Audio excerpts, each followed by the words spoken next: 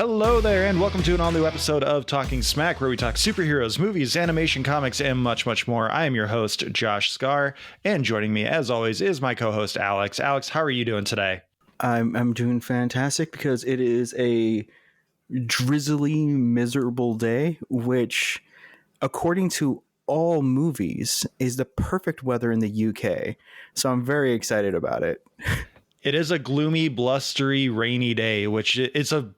What's the song? A Lovely Day in London Town? Yeah. Which it seems very apt that we have some couple blokes from Blighty, but not the usual two blokes from Blighty that we have. We have Elliot and Lewis from the That's Not How It Went Down podcast to talk to today.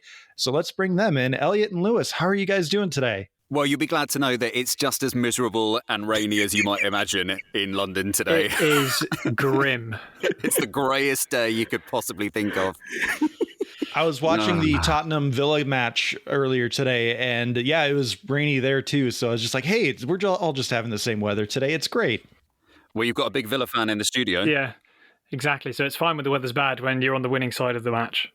Yeah, Lewis is a big Villa fan, so you picked the right day Up for the it. Villa. Heck Hell yeah, yeah, Lewis. All I can say is, did you see that ludicrous display last night? What happened last night? Oh, man, there's an IT crowd reference. I was hoping you knew it. Oh, no. Do you know IT what? crowd passed me by.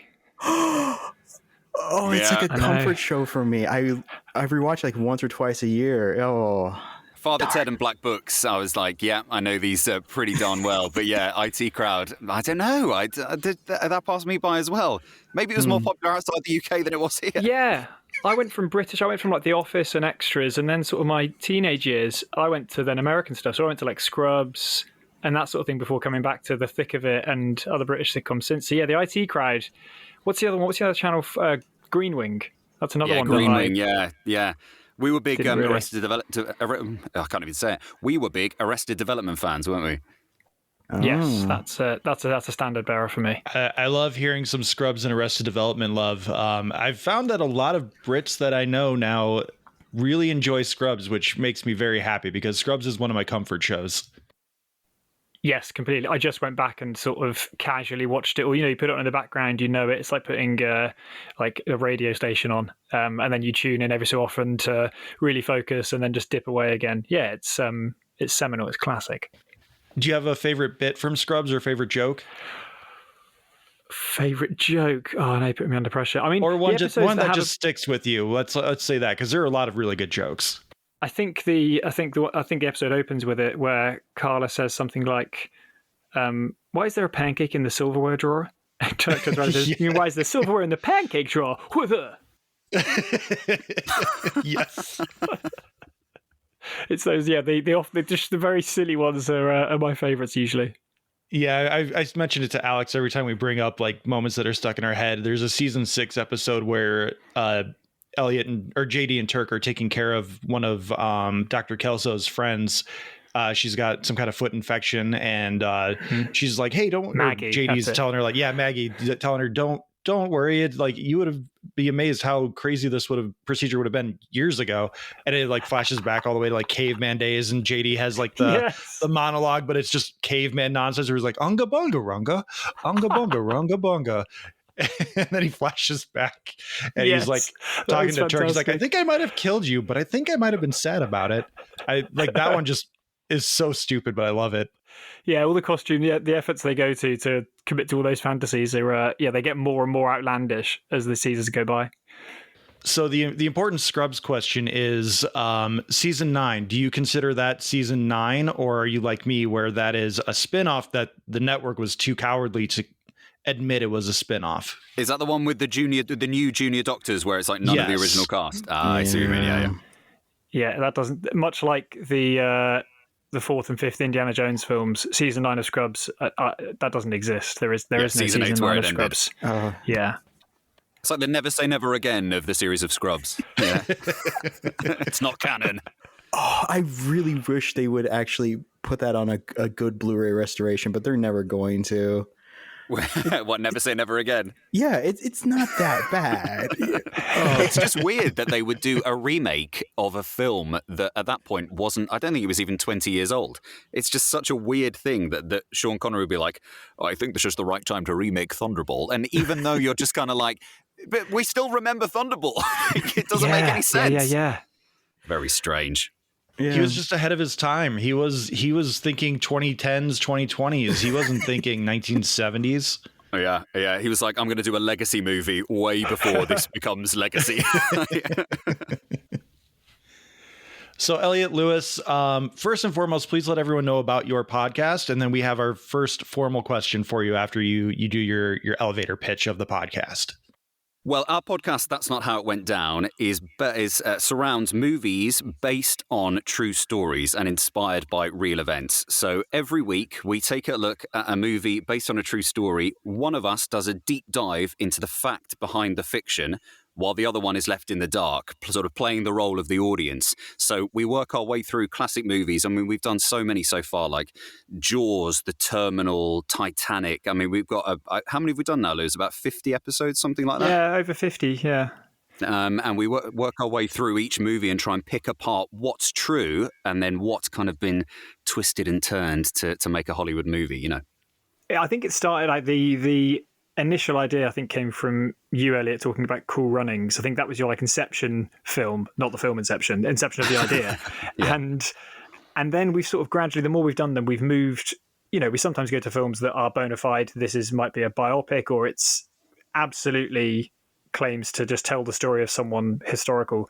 But then it gets quite satisfying when you find films that you realize are inspired by, you know, the original script writer or director heard of a story or read a story that happened, and those present a different sort of format because you're not going through beat by beat. You know that certain elements of it are completely fictionalized, but when you dig deep enough and find that little morsel of truth, you can you can find some really interesting stuff about why the idea came to be.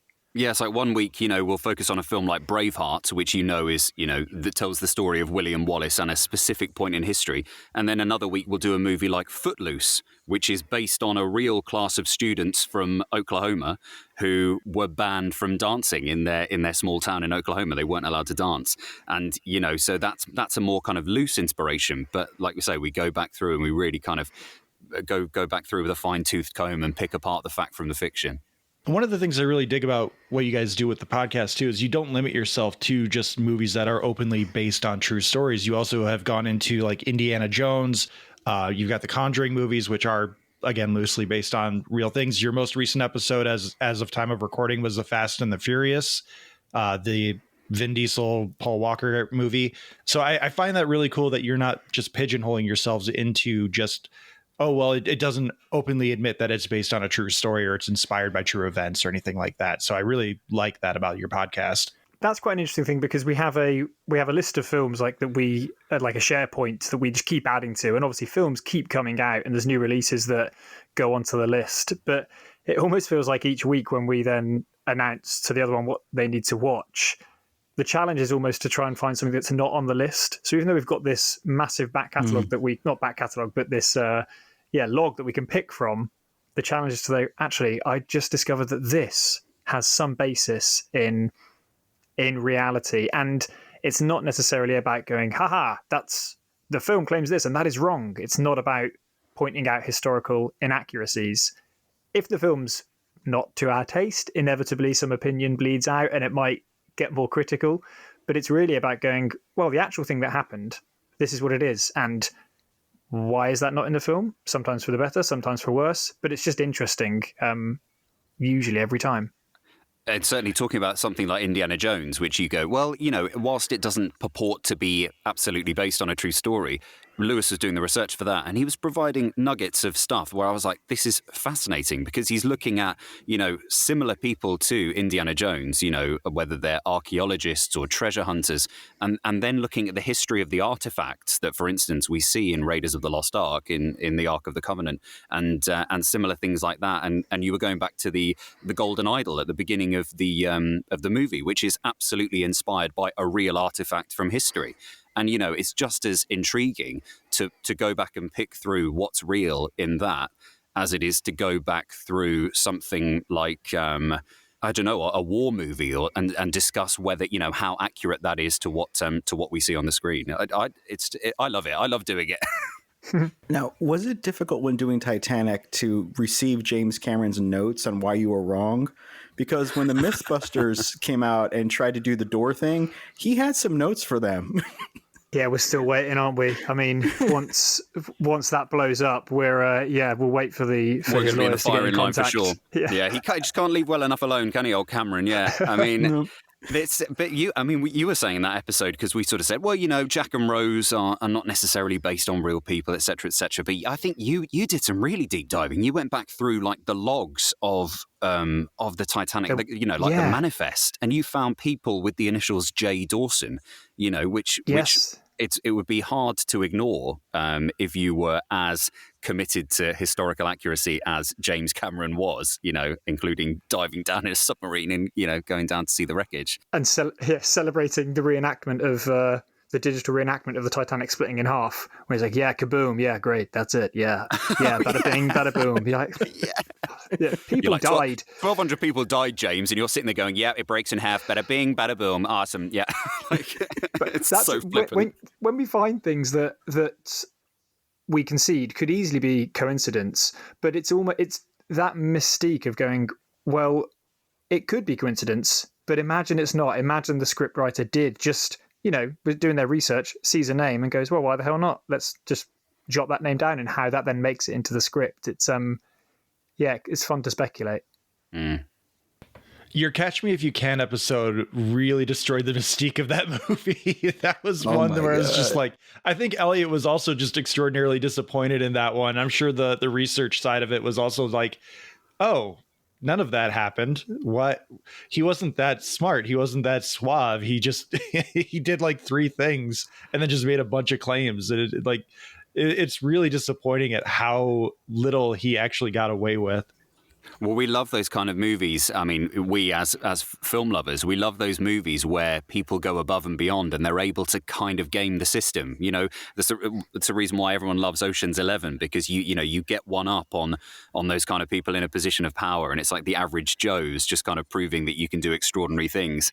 And then, of course, as Lewis was explaining when we did the Catch Me If You Can episode, you sort of get to the end and you realise that the amount of air miles that he claimed he'd travelled and the amount of checks he claimed that he cashed, I mean, is literally mathematically and, at time sensitive wise, completely impossible that you couldn't do it. I sometimes, not that I feel bad, but it is really hard to not then go, like to finish the episode and it sounds as if you're going to go, therefore, failure, film did not, adhere to historical accuracy. But that one's so unique in that the guy's still around. He's still, even though that there have been other articles that say this is all rubbish, he's still claiming, well, no, the film stretched it a little bit, and now he's saying like, oh, I can't remember exactly all of it. But you're going, yeah, but you put it in your book, or the book that was written about you that you signed off on, and you've gone around doing talks and all this, claiming this is how you lived your life. And I mean, he's so lucky that DiCaprio got cast as him, because I think you're right. The suaveness and charisma is what carries so much, how you can believe he could have got away with those things. And as well, we'll get to the end of a lot of the films and we'll go, well, as far as historical accuracy is concerned, it sort of failed the test. But does that mean that we sort of think any less of it as a movie? More often than not, the answer is no. I think we got to the end of the Sound of Music episode, which is one of my favourite films of all time, and we sort of realised that historically there's quite a few inaccuracies in there, and it doesn't necessarily tell the true story of Maria von Trapp and all the children. But does it make it any less of a phenomenal film? The answer's probably no. So, like Lewis said, it's not necessarily that we're sort of opening up these films to ridicule and saying, we don't like this because of this. Sound of Music's fantastic, even if some of the facts are a little kind of skewed. Yeah, like Catch Me If You Can has just a part of my childhood that's absolutely love. And it was a great stretch of Spielberg going from that to like Minority Report and War of the Worlds, where he was having his good late 90s, early aughts kind of like arc of what he was doing, just masterclass. He knows what he's doing now. There is a little part of me that with like Catch Me If You Can, that I wonder if some of the like tearing down of it is because those institutions really don't want to admit what happened, because I think a lot of this stuff is bullshit. Just especially he was just there. He probably did take advantage of stuff, but there are police reports and jail reports of some of the times he said he was here, he was actually in jail there and stuff like that. But there's a part of me that just wants to go that, you don't want to believe the monolith corporation of them going like, he didn't get anything over on us. No. Please, could you finish, please, destroying those files from that time? He did not. Stuck the coals, yeah. Exactly. Lou, what was that thing you said about the bar exam, though? Was it in Louisiana where he was supposed to have taken the bar exam? Oh, what did he do? And I think he said he passed the bar in Louisiana, and then you said that there was a report where somebody went back through every single one of the files of people who had taken the bar. He was his name didn't feature in any of it. Yeah. He was meant to be working as an assistant to the some Attorney General or someone. Maybe the someone in a high position of the law system, and they made the effort to go through and say not only did he not pass the exam, he was never here. But I do agree, and you're right in that people wanting to distance themselves from being made to look like a fool. I mean, not to give spoilers, but there's an episode we've got coming up, and there are characters in that maybe go along with something, and you're thinking they've come too far now to admit that this isn't really happening how they say. There's absolutely elements of that in Catch Me If You Can as well. Yeah, 50 years later, it sort of becomes part of their personality and who they are, and if they were to turn around now and sort of say, well, actually, that we sort of made that up, then it completely, crumbles the facade that they've kind of built as the person that they are. We did Dog Day Afternoon, the classic Al Pacino movie, a while ago. And we sort of do a little segment at the end of each episode called Further Reading, which is where we sort of do, the continued story of where we are now. And the man that inspired the character that Al Pacino plays in the movie was still, towards the end of his life, walking around in T-shirts that said, I am the dog, and I was Al Pacino in the movie, and, trying to become this kind of casual celebrity, and still live off the back of that. And it's too much to kind of turn around and go, yeah, actually, it didn't really turn out the way that it did in the film, but, it just becomes part of who they are. Like Seinfeld, the character of Kramer, the actual real life friend they kind of based him on, as the show went on, started an actual literal tour of like taking people around his life. And I think he was still doing that up until maybe COVID started, that he actually still had a tour of like, no, I'm the real Kramer. These are the real things. He's like, everything on that show, they just kind of gleaned from knowing me and stuff like that, which is why the show parodied it, I think in the 7th or 8th season, with Kramer giving Elaine story ideas and stuff for the Peterman book. Right. So you had, and then the guy who was the soup dude, like he hated that because that was his personality and they just wrote him. But then it was about 10 years ago or so, he tried to lean into it of like, well, this is the only thing people know me for, so I'm going to start leaning into it. It's that kind of thing of like, where does the blurring of the line between the reality and the myth, and then how can you glom onto that to keep your sanity or just keep the money train rolling? Mm-hmm. That's it. I mean, and more often than not, dare I say, I think it's how can I keep the money train rolling that is the kind of, the major thing that makes them want to carry on doing that, which is, I mean, maybe that's a cynical view from me, but I think that seems to be the thing that overarches everything. So I do have a request for y'all, and I know it's a little early, but if y'all do want a Nightmare on Elm Street, because that was inspired by real life events of people having nightmares and passing away in their sleep, I request to be on that, because that is one of my favorite movies ever. Really? I didn't know that. Have we got that on our list, Lou? Nightmare on Elm Street. I've seen before when I've been trying to find horror films specifically, it often appears in the list, and I usually disregard it for now because it's like once removed, isn't it? It's based on the fact that it's based on people having nightmares about things, but then they mysteriously die in their sleep. We sort of do gentle digging initially to see like, okay, is there going to be enough here? And thus far, I've omitted to include it, but hey, maybe we should. I mean, we managed to do an episode on the Fast and the Furious, and and there's just about enough in there to link it to real life. So I've no doubt Nightmare on Elm Street is a possibility. Yeah.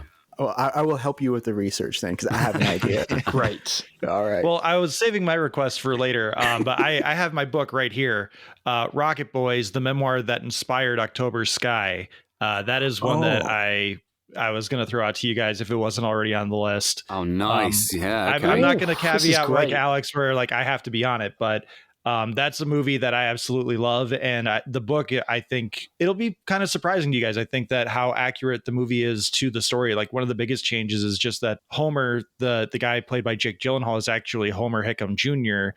And Chris Cooper's character is actually Homer Hickam Sr., but they changed the names. Like that's one of the biggest differences that I remember. And the movie just plays a lot of it really straightforward. And I think it's quite wonderful. Lou, Great. who's writing this down?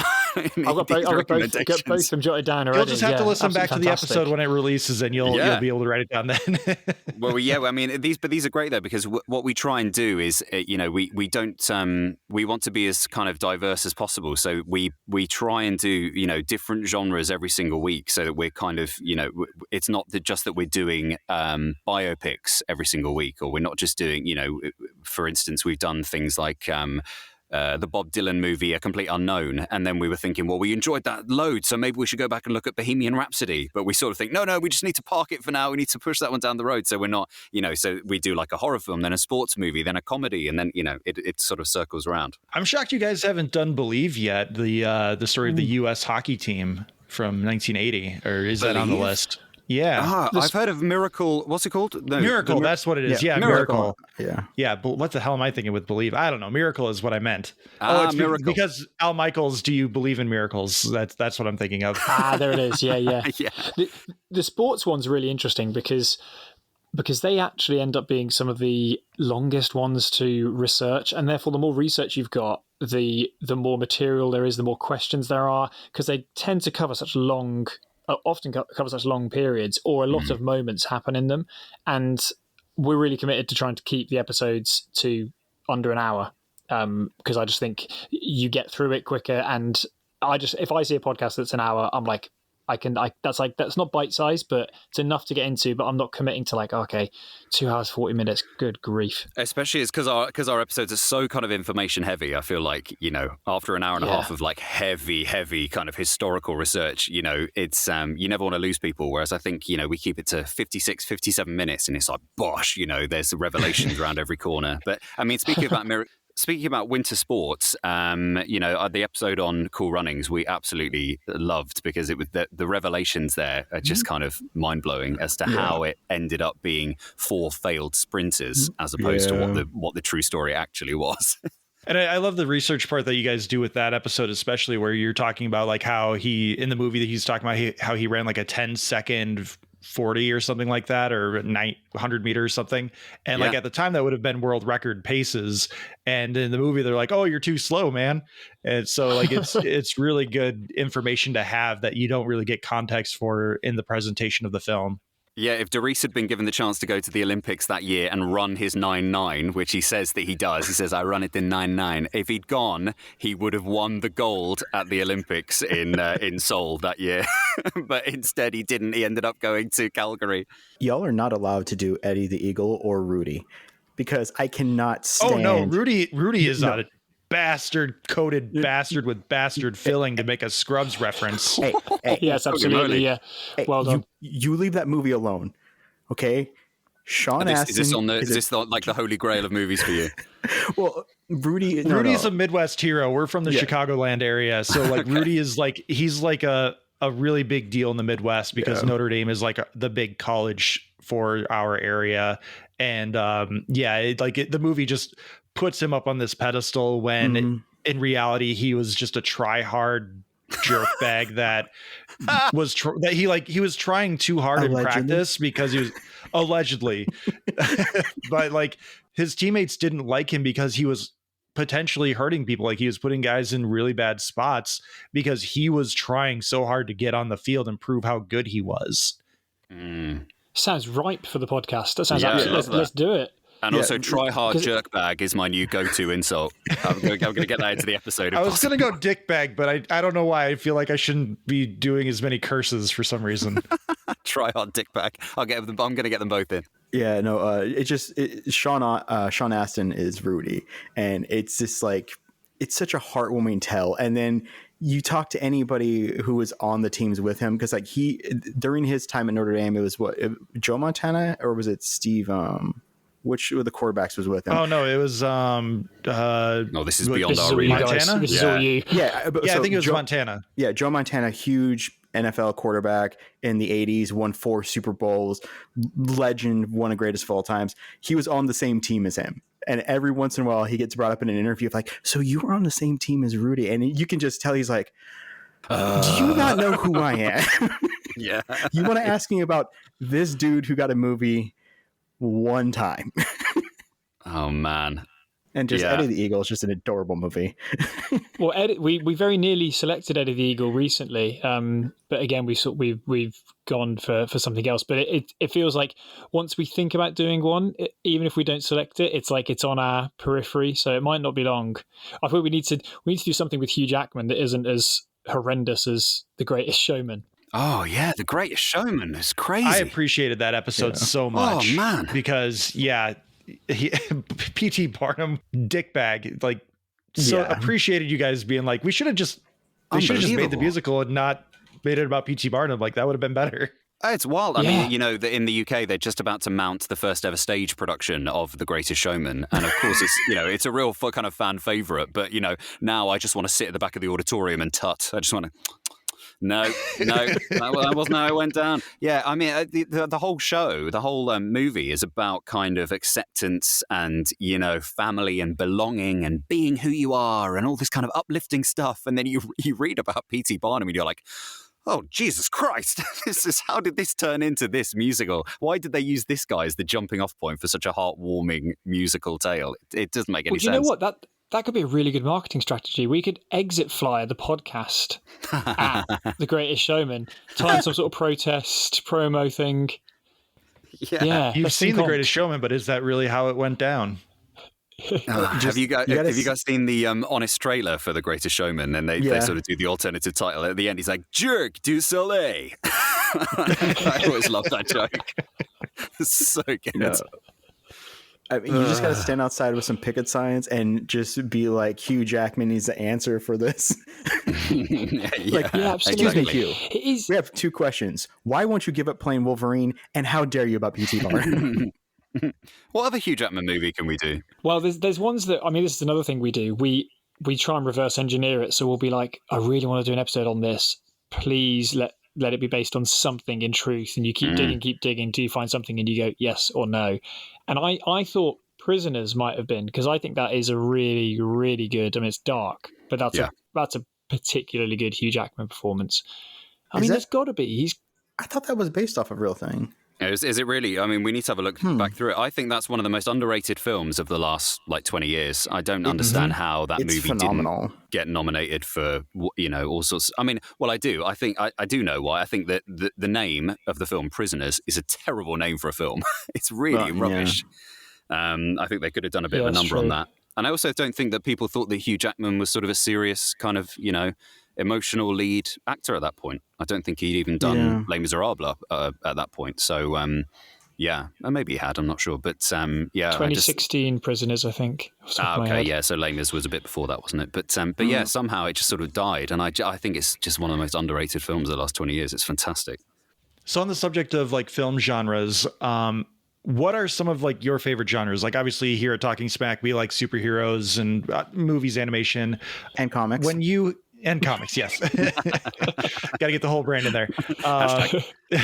So when you have time and you're not doing work related things, what genre of film do you really go to as like a comfort watch? I can really rewatch stuff. There are films from, I would say, sort of mid to late 90s that I would watch over and over and over as a kid. And I just know almost word for word. So that my comfort watching is usually 90s. Well, Lou, before you jumped on, Before you jumped on, we were having a massive conversation about GoldenEye because these guys just done an episode on GoldenEye, Yes. and we Yes, said I listened, yeah. we could sit here and talk for, hours about GoldenEye, couldn't we? Absolutely. It's just a perfect action film. Yes, I listened to that, and you guys talking about the soundtrack and things. It's that era of films, because similarly, I'd played the game loads before I'd seen the film, and I remember playing. I'm the not game the one who brought up the video game, Alex. I remember I've been playing it for ages, and then some mates, actually, we were sitting outside, we'd been playing football in the park, and I think we were too young to rent the film out, and we hadn't like videoed it from the telly yet, and we asked them to explain the film to us like scene by scene. So we're like, so in the game it starts with damn. So what happens there in the film? They were like, okay, so the film opens with so the first time I saw it in inverted commas was having two mates describe the entire film to me. Imagine being 8 years old and they're trying to explain the nuance, like, well, it's just coming to the end of the Cold War, but there are still fractious elements. And an 8-year-old going, yeah, gotcha. Mm-hmm.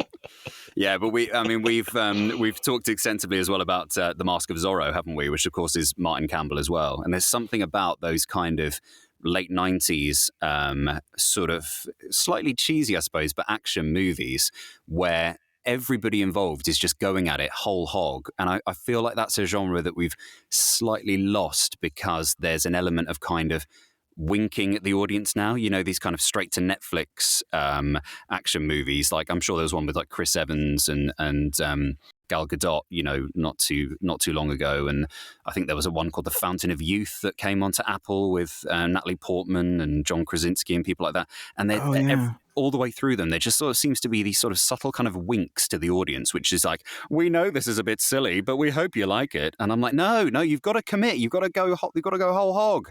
Otherwise we don't want to watch anymore because we know that you think it's daft. Oh, that reminds me. So I was listening to the Raiders episode y'all did, and towards the end you were mourning the loss of like the adventure genre. Yeah, exactly. And one of my comfort films is Romancing the Stone. My wife showed it to me a few years back, and it's so good. Just Michael Douglas and Kathleen Turner, and it is a silly movie, but it's so they buy into it, and they're both just charming. The script is just rock solid. The direction is fantastic. Danny DeVito is there just hamming his life away. And you have El Guapo from the Three Amigos there as this charming bandito who's like running this entire town. Yeah. And they just sell it 100%. And when The Lost City a few years back with Channing Tatum and Sandra Bullock came out, it's just a straight ripoff of that movie. Sure. But it felt so good to just have that mystery of like, we're going somewhere to us that's exotic to investigate this mystery. And that is why I can, if I'm like jonesing for a adventure movie, I just lump The Lost City right in there with it because it's so good. Or I'll watch Raiders or The Last Crusade again. I skip over the second one a lot. Just the tone is it's a weird tone. Spielberg and Lucas were both going through divorces at the time while writing it, and you could kind of tell they were not happy with women in general when they wrote Scotty. Yeah, she's not one of the better written characters, is she? No. But it's just a comfort to be able to just lean back and just enjoy passively watching this beautiful scenery with people giving it their all and really enjoying themselves as they go on an adventure, and we're passively wrapped up in them. I think the last great adventure movie was probably the first Pirates of the Caribbean movie. I think that was maybe the one that I can hark back to and think that was kind of, that was 2003, I think, Curse of the Black Pearl. Yeah. Yep. And really that was kind of the last one that I can look at and be like, for an adventure film, where it was about finding a MacGuffin. I'm like, that's the last one that I can really think of that kind of stands out to me. Yeah, that movie has no right being as good as it is. It's a complete accidental success. Yeah, it's phenomenal, isn't it? Because you look at Bruckheimer since is like nothing holds a candle to that in terms of its. I mean, wasn't Johnny Depp nominated for an Oscar for it? He was. as well? Yes. He was. Yeah, He was, absolutely. yeah. But you never think of the Pirates of the Caribbean franchise being anywhere near Oscar. Anything to do with performance anyway. You think it's maybe with costume and things. Yeah, but no, that movie, the behind the scenes fighting of that movie is fantastic. Just because Eisner, the CEO of Disney at that time, was getting the dailies, and he went down there and he yanked the salary of Depp and the director down for it, saying, if you're going to do this, I'm lowering the budget. And he yanked their salaries and gave them back end points instead, which turns out was great for them because they made bank off of that. And then they weren't even signed on for sequels. And so when that came around, it's like, well, cool. Thank you for this very large check. That's like triple what you would have paid me. And I'm going to need an extra zero for the sequel. Yeah, outrageous, isn't it? Yeah, it's. I just, like I say, I feel like that's a genre that we need to return to, and so there's something about making sets, having them. Don't get me wrong, there's CGI in Pirates of the Caribbean, but there's incredible kind of action sequence, like you say, the swashbuckling stuff, where we know it's stunt doubles. There seems to be a reticence nowadays to acknowledge the fact that people are using stunt doubles in movies. I guess as everything goes to HD and you can pause it and you can go, that's not their face, that's a different person doing that swashbuckling. But you have to sort of play that kind of suspended disbelief, and I feel like we're sort of slowly moving away from that, and it's lamentable. Yeah, Josh and I were actually talking a while back ago that we don't know what happened with like the National Treasure franchise, because that was kind of an adventure franchise. The first one did so well. It was just kind of buried, low budget Christmas release that just ran forever. A few years later, they came out a little bit more of a high budget, made even more money than the first one. And it just hasn't gone anywhere. And that could have been another just fun little adventure franchise of just, looking, take it out of the US, put it somewhere else. Give him a charming Michael Fassbender kind of guy who just guides them around Britain looking for something.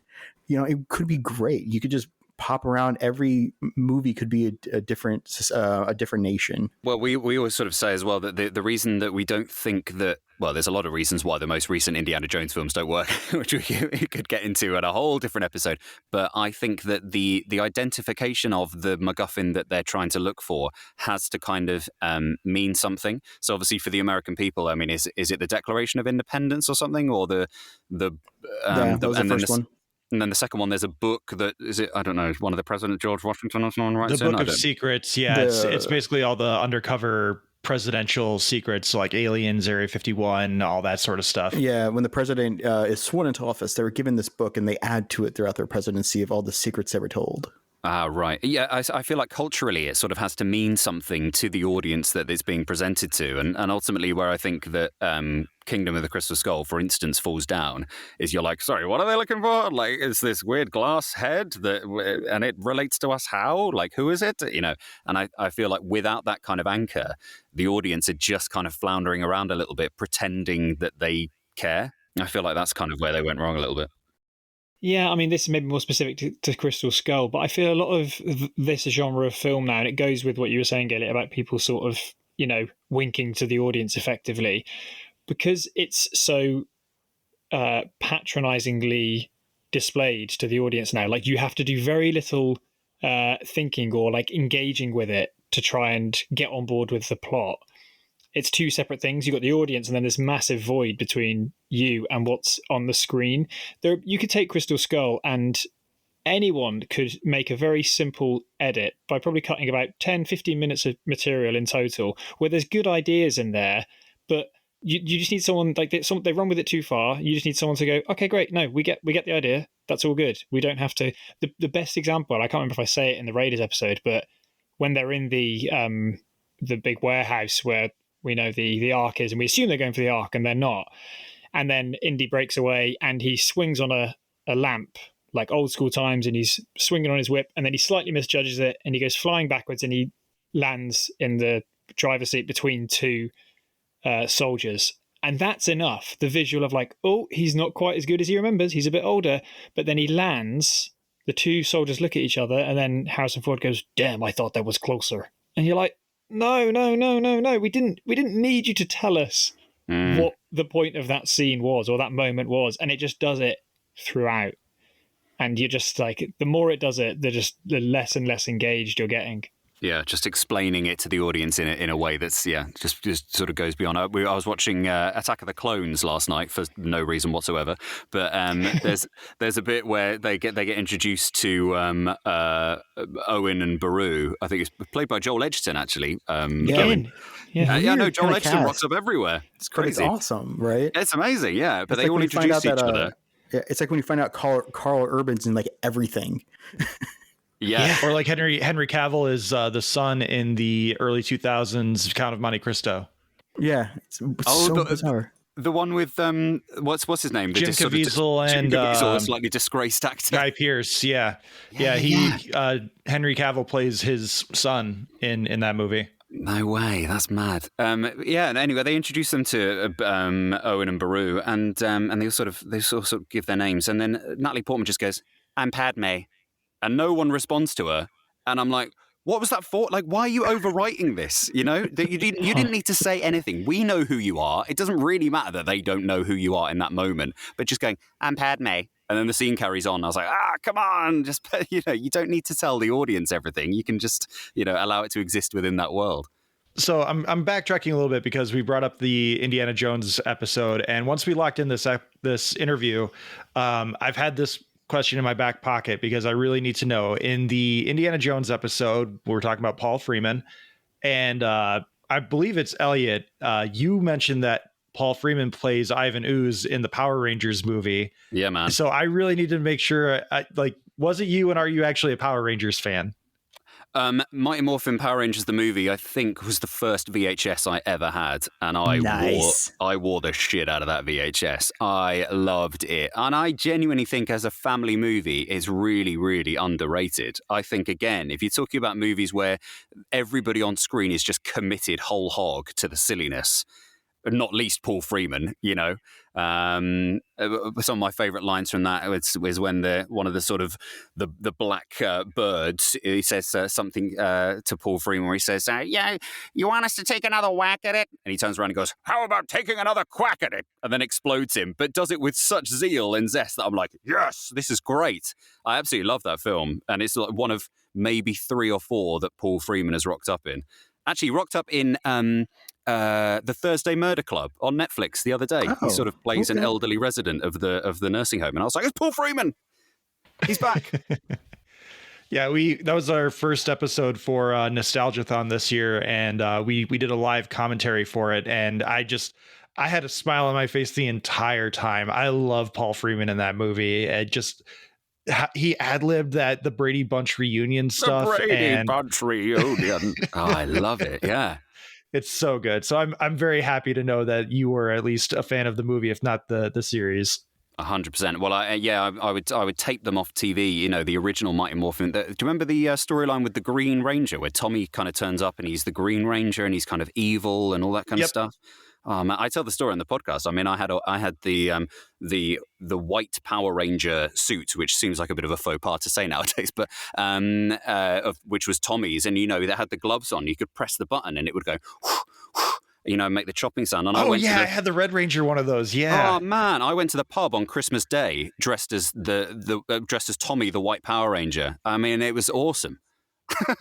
Yeah, we could just leave you guys to it, I think. Here, I've got my blue Power Ranger. Billy was always my favorite. I've got that over in my display case on the other side of the wall over here. I've got my Power Morphers. I've got the re-release of the Dragon Dagger. I've got this is great. Blaster. Like I've got all that stuff just hanging out in our display cabinets right now because when they released all the legacy stuff, when Bandai still had the license, they released some really high quality re-releases of those toys, and Power Rangers is one of the few things that I have nostalgia for, where we talk Power Rangers, I could go all day about Power Rangers. And I just when I heard that on the indie episode, I was like, I got to make sure that this guy is simpatico with me because he's making me happy right now. I want to make sure that happiness is genuine. How did you feel about the modern Power Rangers kind of remake or reboot? The 2017 movie, I thought it was fine. I didn't think it was great. I think there were little things that they missed, like not giving them actual power morphers and making them have to be like in the command center. Like that was weird. Yeah. I agree with David Yost, who played the original Blue Power Ranger. He talks about when they say it's morphin time for the first time. They say it just really kind of blasé, where he's like, all right, it's morphin time. Like, no, when you say it's morphin time, it's morphin time. It's morphin time. Morphin time. That means shit's going down. And like they just like there's a really weird tonal miss with some of it, because like Kimberly's arc makes no sense. It's not a redemptive arc because she spreads revenge porn about her friend, but then she blows up her friend's car. Oh yeah. And like, oh my God, Kimberly's not the good guy in this story. No. I seem to remember that the as Power Rangers, when they're in their kind of, shiny suits, they don't really rock up until like half an hour before the end of the film, do they? Like they don't fully power up until the final fight scene. Like, I think if I remember correctly, Billy gets his suit for a really brief moment because he's like the anchor for the team. Yeah. Right. And he's like all in for the superhero stuff, and all of a sudden he morphs while they're training, and they're like, oh my God, Billy did it. And then they like try to build back towards that as a group. Give the people what they want, guys. We're there to watch a Power Rangers movie. We're not just looking for 25 minutes of Power Rangers. We want a solid 2 hours. The Megazord too, like I did not like the Megazord. Like that design made no sense whatsoever. Like you cannot tell how that thing came together. Like that needs to be like a Voltron or like a like the Megazord from the show. And you need to see how the pieces come together, and it's a big jumbled Transformers mess. Put that on the poster. It's a big jumbled Transformers mess. Have you seen that? I think it's Hasbro. They've been releasing Transformers toys that actually that are voice activated, and you can tell them to transform from like their car form to their to their robot form. No way. Wow. Yeah, Hey, they're expensive. Christmas is coming up, guys. Yeah. But it's great because they're about, I don't know, yay big. They're pretty big. They're like 12 to 18 inches. Yeah. And you can tell, and when they transform, they look like the cartoon, or they look like they should. That's the thing I hated about the Michael Bay movies, was they were just extra parts to have extra parts. I don't need to like know that there's like a rank. He's like, well, if you do it accurately, there should be like 3 gear shifts and a drive shaft sticking out over here. It's like, no, just make it look smooth and make it look like these toys could combine and separate in a way that I can play with as a child. And yeah, they'd obviously pioneered some sort of CGI there, where they were like, we know how to do this, guys. Therefore, it's going to be in every other shot. Yeah. I feel somewhat bad here because so very quick, just to round off how little I am invested in Power Rangers in comparison. Not for any bad reason, but I feel like Power Rangers was just part of my childhood, like it was every kid's childhood. You sort of dipped into it for a couple of years. I think my 5th birthday cake was a red Power Ranger helmet. I had all the toys. I vaguely remember watching it when you mentioned the Green Ranger episode. I remember that he plays his his dragon dagger, and it comes out of the sea. I remember all of that. I guess the only link I have to, or the only awareness I have of Power Rangers now, is I'm waiting for Lego to release a Megazord, because they've done Voltron, but I'm waiting for something that takes me back to my childhood with those toys. But I mean, Elliot isn't happy about it, but whenever he references anything on Power Rangers in the film, I'm like, I'm so sorry, I just don't remember it well enough. I have a procedural question for you guys, because you do a lot of research. You include like some like news clips and stuff like that. You mention a thing quite a few times. It's called a newspaper. What is a newspaper? It's an amazing resource that you find all over the world outside of America, which is this incredible. Have you ever heard of Johannes Gutenberg? I have. He did this incredible thing where you learn how to put letters onto paper. Yeah. What makes you say that? Are you really kind of suffering with it over there? Is that what's going on? No, I just absolutely love it, because your production value is great. You taking the little clips of different things about the show, the movies you're doing, and I just love like just the casual drop of like, okay, I found a newspaper article, and I'm like, oh my gosh, somebody didn't say. So there was a wiki that I read yeah. that linked to this thing, that linked to somebody's blog, that linked to a TikTok, and apparently that's just not true. No, so no, the best bits come. I love that. My favorite moments when I find a bit of research is when you find a scanned copy of a newspaper from decades ago, and you can't even Command F and go, I need to find the keyword. Like you're having to look through the PDF image of it. That's when you've got and that's why I often will quote things from those, because it's too good to not include. Yeah, we did an episode on the musical Chicago recently, and the amount of stuff that I was able to dig up from the archives of the Chicago Tribune, I think it was the name of the paper. Yep. And the amount of stuff that they wrote in there about these ladies on Murderess Row, it was called, in Cook County Jail in Chicago, is unbelievable. I mean, of course, in the movie Chicago, they're all meant to be sort of media sensations. Yeah. And they really were. I mean, they just wrote and wrote and wrote about these murderers, who were accused of killing their lovers and were obsessed. So yeah, I mean, I had an absolute blast going back through them. A similar thing happened. We did an episode on. Have you ever seen Changeling with Angelina Jolie? I was going back through some of the archives for that, and the stuff they were writing about, this poor lady in California, and the fact that this boy had sort of been returned to her, who she was, of course, claiming wasn't her son. And he was saying, no, I am. And the police were saying, this is your son. Come on. You need to make us look good. And the amount of kind of newspaper resource that exists online is just incredible. And like Lewis said, we absolutely love finding that sort of stuff. It just makes the whole show what it is.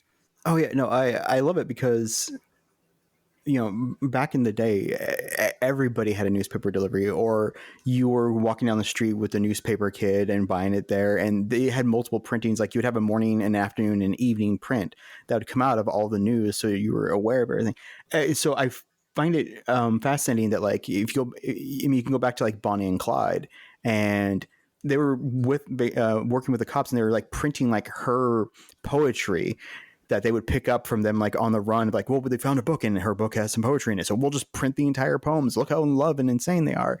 And you go further back, they one of my favorite I forget which president it was, but there's a great one because the press would kind of try to assume who was winning, who was doing well and things. And there's a great one of the presidential candidate where they say that Dewey is going to win, Yeah, he's holding up the morning paper saying Dewey wins, and it's actually him, and so they have to print a correction in the afternoon print. They were just on the streets trying to find news, trying to print as much as they can, because they have three printings a day they have to do. And you want to be kept aware, because the newspaper articles, which were dominant forever, were then keeping up with radio, and radio could give you a correction right away.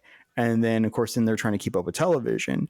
But to actually know and that's why I'm really glad to hear that you guys are talking about, you're digging in to actually find these newspaper articles, because you're looking for a real source, not just, because I listen to a lot of podcasts, and some of them are according to Wikipedia, I'm like, okay, what is their source? Okay. Yeah, we can't just assume that the wiki article is accurate. I want to know about these newspaper articles. I want to know what was being printed at the time and then right after. That's what it is, isn't it? It's what's being, because then it's more of a journey, because you might find that the Changeling is a really good example, because what was being printed at the time gives you more of an indication as to why the film is written that way. Because if you just go to the Wikipedia page or whatever, you get what happened. Whereas when you're going through revisionist history, isn't it? Yeah, when you're seeing how it was reported at the time and how then it may be changed, and that could be, depending on the film or the story you're exploring, key plot points, how things shift, how opinion shifts, even in Titanic, to do with the captain and incidents he'd been involved with before. It contextualizes it so much more than just going, here's what happened start to finish that we now know. You go, at the time, this was believed to be, the case, or what people may have perceived, whereas now we can look at it through a different lens. Yeah. And you find little nuggets as well. I mean, I remember looking back through some reports when we were doing the episode on Jaws. And there was a great letter that was written into, it might have just been the New York Times actually, of a guy going, I don't know what everybody's getting so up in arms about. In my opinion, this is probably down to a sea turtle, because sea turtles are very, very aggressive when you get near them. And judging from my research, and you read all this nonsense, but you're like, this ended up being printed in the New York Times amid this whole furore about whether or not a shark was terrorizing people off the New Jersey coast. You know, and of course it's bollocks, but it kind of just gives a little bit of spice to the frenzy of what people were kind of experiencing at the time, that someone had the audacity to go, it's a turtle, calm down. Yeah, I love all those little tidbits. To call back to like the adventure thing, there's a TV show I watch called Expedition Unknown. It's on Discovery Channel here in the US, or Max, HBO, whatever it is, with a guy called Josh Gates, and he often goes looking for buried treasure, lost secrets, and stuff like that. And every episode, when he's meeting up looking for whatever it is, a lost tomb in Egypt, or buried gangster treasure in the US or something like that, he was up in the UK last year looking for Knights Templar, rumored to have something like Northern Ireland buried somewhere. But he when the experts he meets with, they're like, okay, so why are you looking in this area? And they start bringing out the old newspaper articles from the 18th century, 19th century of like, well, according to this person who was digging here on this person's property, and then they buried it and no one finished actually digging it up. So let's go, we'll see if we can dig on their property. What did they find? And they find some trinket, not obviously all the Templar's treasure, but they find like, it's the amount I'm amazed in the UK, the amount of stuff that you guys have buried in your backyards that you guys just recover is phenomenal. Because a few years we all back, need something to do. You've got to have a hobby, haven't you? Well, there's somewhere in the UK, there's someone who found like a Roman villa in their backyard, but they had to rebury it because the Archaeological Society can't get to it till like 2030. So amazing. There's just like a photo of like the mosaics of like the floor, and like, well, I was planting my crop and just dig down and there's a mosaic and it's really big. So can someone dig this up? And they're like, we got like 10 years. Just put some sod back on it. You'll be fine. There was a short story discovered a while ago by Bram Stoker, the author of Dracula, that nobody had ever uncovered before. And I think it was last year, maybe in the year before, but they went back through the Irish Times or something like that, an Irish newspaper, and nobody had identified this short story by Bram Stoker until an archivist was just going through everything and randomly stumbled across it. And then suddenly they're like, there you go, bingo bango, I've just found a brand new short story by this guy who's been long dead, and that's kind of the new thing that we've got today. And so the fact that people are so committed to putting things to paper and then archiving them afterwards is just, it really makes our podcast what it is, doesn't it, Lou? Absolutely, yeah. There is, when you're saying that about people going digging in certain areas because they hear something might be there, and it's that desperation or that obsession to go, yeah, but what if we find something? I just finished reading a book called The Wager, which is about HMS Wager, the ship that was shipwrecked off the southern coast of South America. It's a phenomenal book, and people have gone to like a really notoriously difficult cape to sort of navigate. And this was in the mid 18th century. And people only, I think in the last 2 years maybe, have gone and found what they believe is part of the deck from the wreck. There's wood just under the sand at the beach. And now it's a whole thing being excavated and stuff, and trying to get funding for it. And that is so exciting when you read about the history of this vessel. And then there's a piece of that history right there. It's so good, but I can't say any more because Martin Scorsese and DiCaprio have optioned the rights to that book. So that's a film that's going to get made, and then we can do a podcast on it in about 2035. Yeah, exactly. Yeah. So one of my favorite like little tidbits about that is the Roman Emperor Caligula. I forget which lake it is, but he had this beautiful set of barges built. And when they deposed of him, they sank them into the lake. But they didn't sink them very far into the lake because, well, they would have to like row back and stuff. And the people who lived on that lake knew where the ships were because during like low flood seasons or like droughts, they would kind of come up a bit. The water would come down to them and they would be out there. And sometimes they would like scuba dive and try to steal something off of it. Well, when Italy was unified under the king, I would think it was the 1880s when Italy was reunified and they actually stopped allowing the Pope to be a king of Italy. one of the things they wanted to do was, hey, I got to establish my heritage, my lineage of like the king. And so like, you know, I'm basically emperor now. So they went out and they drained the lake to get the barges, and they put them in a museum. And that's where they found out things like Romans had invented ball bearings, because on the statues, on the ship, they had statues that would rotate as the ship moved. But they also had hot and cold running water, and they had spigots, which they didn't think were reinvented until like the 16th century and stuff. So they found out all this ancient Roman tech built for Caligula. And then it was firebombed during World War II, and they're completely gone. Oh, no. Oh, man. Gyroscopic statues. That's incredible. Yeah, it was great because you can see like photos of them and stuff, but they're gone because they were like restoring them. And then it was either World War I or II. And both sides claimed that the other side, of course, was the one who bombed the museum that they were in. But it was just really fascinating that for 2,000 years, these statues, the ships were mostly intact, just sunk because it was fresh water. The townspeople living right there were like, oh yeah, we know. I mean, if you dive down deep enough, you can see spooky statues in a ship.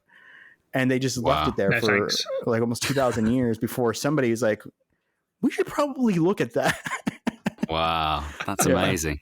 We've got an episode coming up in a few weeks, haven't we, Lou, where you did a deep dive into some archives where, you know, uncovering stuff from, I think it was revealed about 15 years ago, but which goes back into history about 200 years, a particular animated film that we've got an episode coming out about in a few weeks.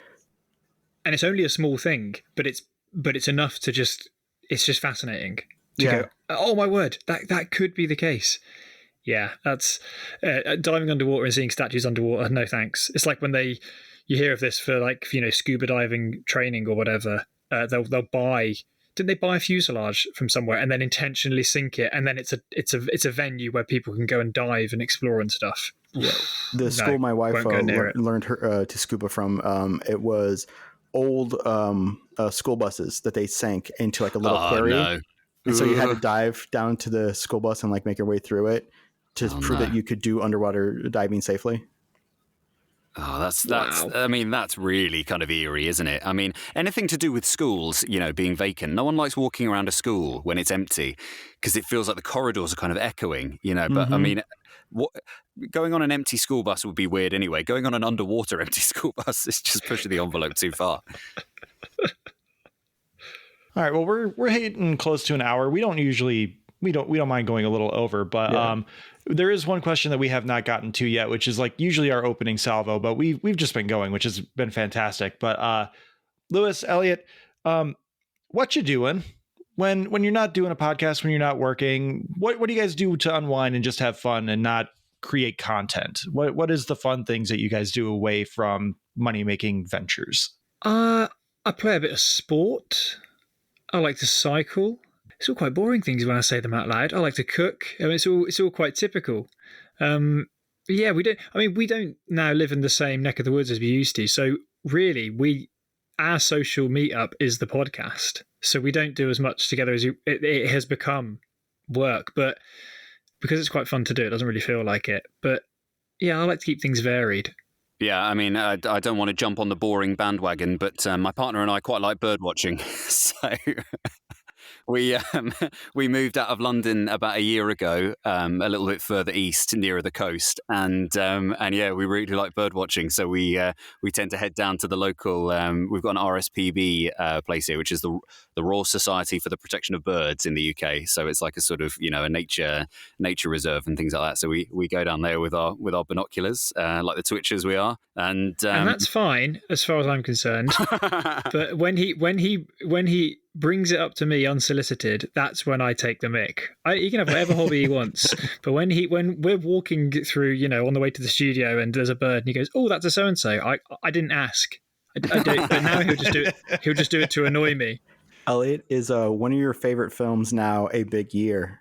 Because that's a sweet film. I haven't seen that. It's Steve Martin. It's about bird watching. It's about a group of bird watchers who are trying to have a big year of spotting like the record number for them of their amount. It's really cute. It's a gentle movie. It is really fun. You should give that one a shot. Well, there's something in the UK which is called My 200 Bird Year, which is where you try and see 200 different species of bird that are native to the UK. And anyway, I tell you what, I mean, if you think that was a nice, sweet film, in reality, birders are ruthless. We bumped into someone in this nature reserve, and we were like, oh, by the way, over there, there's, I can't remember what we'd seen, but it was like, it was a northern diver, and he was like, yeah, I've seen 15 of them this year. And I was thinking, oh, all right, give it a rest, mate. And then he said, you doing My 200 Bird Year? And then we went, yeah, I think we're on something like 83 or something. Without skipping a beat, he went, 97. I was like, oh, all right, jeez. It turned into a competition here. Suddenly it turned into like Pokemon Go. I was like, relax, man. Jeez. I thought it was quite a sort of sedate little hobby, In the Midwest, we get excited when we see like an actual cardinal or a blue jay. Otherwise, it's just crows and robins in our area for the most part. Yeah. My kids did actually spot a bald eagle in our area last week, I think. So that's always exciting because there are a couple that migrate around our area throughout this time of the year.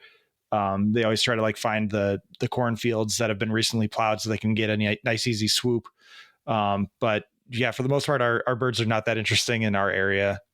Oh, because we're sort of the climate obviously is changing. We're starting to get a lot more Mediterranean birds, so we're getting all these different species that used to have just sort of abide on the Mediterranean, but now they're moving slowly further north. So I tried to show Lou the other day that there was some spoonbills. He wasn't having any of it.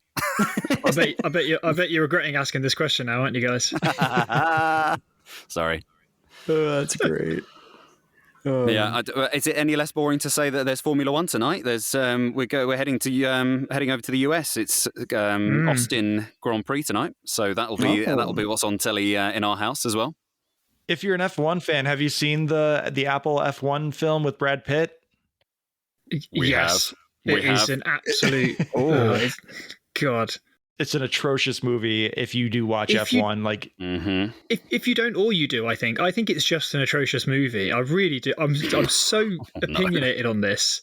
I think it's really disappointing. I think it's so lazy in so many regards. I think it's an embarrassment of a film. Well, we tied it in, didn't we? Because we did an episode a few weeks ago on Rush, the Ron Howard film, which is about Niki Lauda and James Hunt's rivalry in Formula One in the 1970s. And then just to sort of tie it in, we both went to the cinema at the same time to see F1, the movie, and sort of did some tying in, because there is some historical basis there, isn't there? I mean, Brad Pitt's character is based on a real, his backstory is based on a real F1 driver called Sonny Hayes.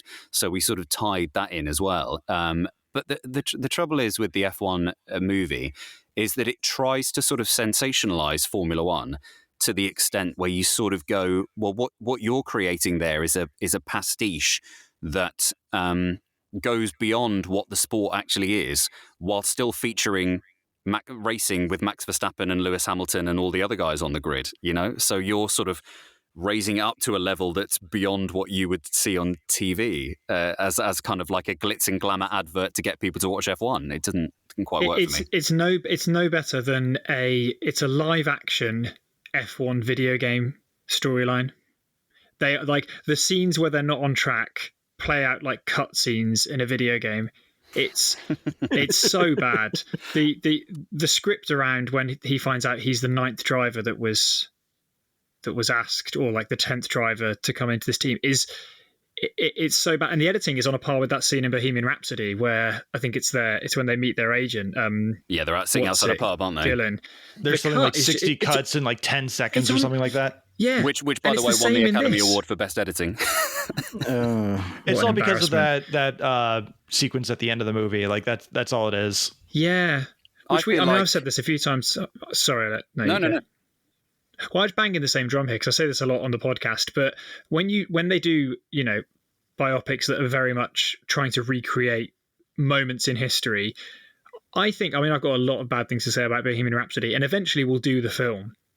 But I would have been so much happier with that film when it gets to that moment and we see Live Aid, if it then just cut to the real footage.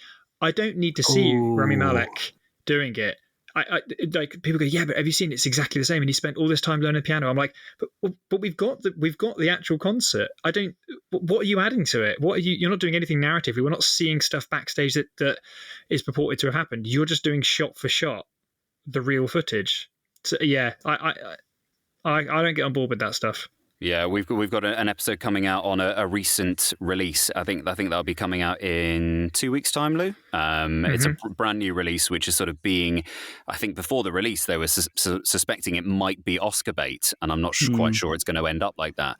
But they are essentially, throughout the movie, just recreating scenes that already exist on camera in documentary form, and they are just redoing a documentary, but on film, and it's coming out in in a couple of weeks. So keep your eyes peeled. But I think that F1 the movie is sort of how Days of Thunder kind of played out. You know, if you're a big kind of NASCAR fan and you watch something like Days of Thunder, I think you sort of sit there and go, "This is just as kind of pushing the envelope." I saw Alex there's just gasped. You can't research a 1980s Tom Cruise movie. He'll have to chime in. Yeah. No, so Days of Thunder is beloved by the NASCAR community because that's basically what NASCAR was. You beat the crap out of each other's cars, and whoever survives wins. Now that's fallen a lot out of favor because safety and little things like that. But I actually rewatched Days of Thunder recently, and I actually respect it because they touched on very early on about crashes, impact, and concussions and damage to and suffering that the drivers get to that really NASCAR tried to hide until it became relevant again in the last 10 years when Dale Earnhardt Jr. started talking about it when he was crashed out of NASCAR, and he spent like 18 months in concussion protocol relearning how to drive, and it became relevant again. So Days of Thunder, I mean, yeah, it's over the top, but there's a lot of respect in the NASCAR community for it. Alex, I take it back. I didn't mean it. I'm sorry. I don't know what I was talking about. No, it's like I actually, sorry. My last thing I want to mention is she said talking about Bohemian Rhapsody. I thought it's the same director, or at least the same director finished it. I thought that Rocket Man was way more interesting as a biopic than Bohemian Rhapsody was. Tries something a bit different though, doesn't it? It's sort of it leans into the kind of fantasticalness of Elton John in a way that I think Bohemian Rhapsody doesn't, because we know that Freddie Mercury, ultimately is no longer with us. It sort of mines the depths of it's sort of melancholy. It has a melancholy undertone from the start because we sort of know how it ends. Whereas with Elton John, he's still being fabulous to this day. So the movie kind of takes on a fabulosity to it, which is a word I just made up. But it works in a different way. And I think they probably needed to celebrate Queen and the life of Freddie Mercury a little bit more than they did. Well, it's like they have a reason to put the Rocket Man on film. They have an idea that goes, this is what we can do filmically to tell and enhance this story. They don't do that with Bohemian Rhapsody. They try and show us how these songs are written, all this sort of stuff. And I think you said it before, Elliot. You're like, who cares? The way they come up with it. If that really was the way they came up with it, then it's a really boring anecdote. If there's nothing more interesting than that, show us something else. Well, yeah. Rocket Man we will do. See, it reminds me of was the Peter Jackson restored some of that the footage of the Beatles. Yeah, the Let It Be documentary. Yeah, and you see them like tinkering around with music, and you can hear them coming up with legendary songs, and no one's really reacting. They're just like, okay. But of course, anytime you do a biopic of any time music, it's like the second they touch the keyboard or whatever, like, that's going to be number one. It's like, yeah, what the hell is do that this? Again. Yeah. I've never heard a drum beat like that before. Yeah. And they're all like just surrounded, like, you're a genius. But no, you actually see them around the studio and it's like, yeah, we'll figure it out. I know, yeah. I think George Harrison brings something in, and he's like, because he says, it gets something in the way she moves, and then he's like, I don't know what the rest of the lyrics are going to be. I can't think what it's going to. And then in the end, he's like, affects me like a pomegranate, and he can't figure out how to like write the lyrics or anything like that. But everyone's just sitting around being like, oh, just chuck another one in. Affects me like a cauliflower. Like they don't. It's just like, yeah, whatever. Paul McCartney comes in and plays "Let It Be" on the piano. and everyone's just sort of sitting around smoking, and they're not paying attention. No, It doesn't happen like you say. Yeah. So this will be my last question as well. While we're on the topic of number one hits, have you guys been indoctrinated into the fandom of K-pop Demon Hunters yet? I haven't seen it. No, but that came up weird. I went to a gig last night where I saw a band from Chicago actually called Lowland Brass Band. I think they're called Lowdown Brass Band, and my mates who I went with, they were talking about their journey back in the car today, and they said, "Let's listen to," or they referred to K-pop Demon Hunters, and I was like, I don't know what this is. Oh, you got it. That's going to be the best animated picture of the year for this one, this upcoming Academy Award season, or at least it's going to be best original song. Based on a true story, soundtrack, of course. Yes. Mm-hmm. Yeah, I think loosely inspired by Buffy the Vampire Slayer. I don't know if you've heard of Buffy from Sunnyvale, California. Oh yes, I love it. So it's is this the one on Netflix? It's definitely worth yes, worth a little peek. Yes. Okay. Yeah, friend of the show, Gary H. Lee was the cinematographer for it, and it just fantastic soundtrack. The story is really good based on how it's told within the medium of the animation. Like it's not a groundbreaking story, but the music is what you're there for, and the visuals, because it uses the Spider-Verse engine to an extent. So the animation is really cool. Like it almost looks like stop motion animation. But I strongly recommend it if you're not against animation. Strongly recommend sitting down for 100 minutes and giving that a chance, because if nothing else, you will be earwormed for the rest of the year with that soundtrack. I really respect what Netflix are trying to do for animation as well. I mean, I'm a massive fan of Love, Death and Robots. I think that's such a cool concept for a show, just to invite different studios in to kind of create, their own concept of stuff. I love that sort of idea. As much as I hate to admit it, yeah, Netflix has had a really good run of animated features that they have at least purchased for distribution. Over the Moon is really good. Their Aladdin ripoff, I forget what it's called. I think it's just called like Wish or something. No, that's a Disney movie. I forget what it's called, but it's basically Aladdin, but they twist it a little bit, and that one's really good. It's also Chinese inspired. But like K-pop Demon Hunters is like their magnum opus for these animated features, which like it was made by Sony, and then Sony did the most Sony thing and went, I don't think this is going to make a lot of money in the box office. Let's just sell this for like $2 million outright, and whatever profits Netflix can keep. And now it's like a $3 billion franchise. Wow. Number one record, number one song, Academy Award nominee, franchise potential. Like there are sequels in the work already. Like, and Sony just went, okay. Oh, you gotta love it. You gotta love it. I love that sort of stuff. That's fab. All right. Well, Lewis, Elliot, thank you so much for being so generous with your time. Please let everyone know where they can find you on the socials, and please plug your podcast one last time. So you can find us online on Instagram, on TikTok, and on Twitter at TNHIWD. That's not how it went down. And we have new episodes that release wherever you get your podcasts, Spotify, Apple, absolutely everywhere, of That's Not How It Went Down every single Tuesday. And again, we take a look at movies based on true stories and separate the fact from the fiction. So there'll definitely be something in there for you that we know you'll like. Alex, please let everyone know about the Discord. We have a Discord. It's tsmackpod@gmail.com. There's a link down below, and it's where you can interact with us as we post movie news, trailer news, animation news, comics news, and so much, much, much more. So you can definitely do that. Please, again, follow Lewis and Elliot for their podcast, as well as just whatever ventures they may have. Give them a follow and give them a listen. It's a great podcast. It flows wonderfully. You can follow us on all the social media platforms: Blue Sky, Instagram, Threads, Facebook, YouTube, at Talking Smack Pod. Email us at tsmackpod@gmail.com if you've got thoughts, questions, concerns, reviews. Thank you to Leo Allen for our musical themes, Retro L Studios and Beppo for our avatars. Please like, subscribe, rate, review on your podcatcher of choice. Lewis, Elliot, once again, thank you so much for being here. I have one last favor to ask of you, and if you two would not mind letting everyone know what they should be watching. And that would be Star Trek. So if you could just say, watch Star Trek at any time. I tell you what, I'm loving the Great British Bake Off at the moment. Back for season 1,000,000 and just as good as ever. I mean, they know now. They're leaning into it. They're leaning into the camp. They know how silly it is, and I absolutely love it. It's great. Watch Alien Earth. I thought it was a very good return to some of the silliness of the Alien films. Oh, and I just finished Andor.